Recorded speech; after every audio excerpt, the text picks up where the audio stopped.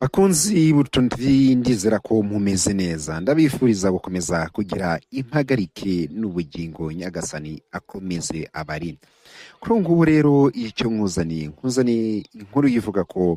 umukobwa wacu umukobwa twamenye cyane ku mbuga nkoranyambaga cyane ni umukobwa witwa Emeline Kwizera Emeline twamenye cyane ku izina Gishanga abantu benshi bamenye kuri iryo zina Gishanga ni umukobwa wamenyekanye cyane mu mwaka wa 2024 ndetse na 2025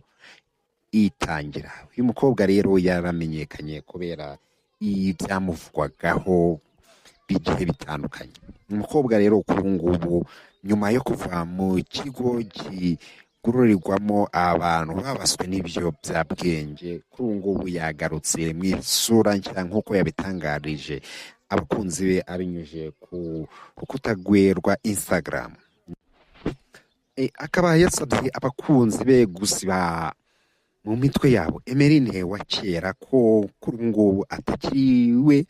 ubu ngubu yahindutse. Emeline rero ibi abitangarije nyuma yo kuva mu kigo cy'ihuye gitorezwamo ababaswe n'ibiyobyabwenge nyuma yaho yavuzwe mu bikorwa bigiye bitandukanye twamenye cyane nk'ishanga ndetse n'ibikorwa by'amavideo y'urukozasoni kuri ubu ngubu rero akaba yemereye abakunzi be ko yahindutse yabaye umuntu mushya. Reka rero natwe tumubwire ngo amahirwe masa kandi akomeza atsinde muri ubu buzima niba koko yarahindutse ko